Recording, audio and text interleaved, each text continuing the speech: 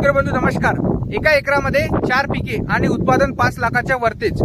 तर या प्लॉट मध्ये तुम्ही पाहत आहे सर्वात पहिले पीक घेतलं आहे मूग, त्याच्यानंतर दुसरं पीक घेतलेलं आहे तूर, जी चारू तूर आहे, आणि तिसरं पीक यामध्ये घेतलेलं आहे धनिया। तुम्ही इथे पाहताय धनिया पण यामध्ये लागवड केलेला आहे।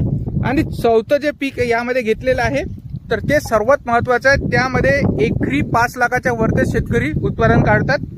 तर ते पीक आहे तुम्ही इथे पाहताय सफेद मुसळी। हे सफेद मुसळी आहे। सफेद मुसळीला आयुर्वेदिक मध्ये सर्वात जास्त महत्त्व दिलेलं आहे। तर सफेद मुसळीचे इथे तुम्ही पाहताय हे त्याचं फुलोरा आहे, आता ते फ्लॉवरिंग वर सुटलेले आहे। तर सफेद मुसळीला मी तुम्हाला एक इथे झाड उपटून टाकवतो, त्याच्या खाली कंद लागतात, मुळा लागतात, त्या मुळांचं नंतर पावडर होऊन ते आपल्याला बाजारात भेटतं। तर तुम्ही इथे पाहताय हा त्याचा सर्वात महत्त्वाचा भाग आहे, त्याला मार्केटमध्ये सगळ्यात जास्त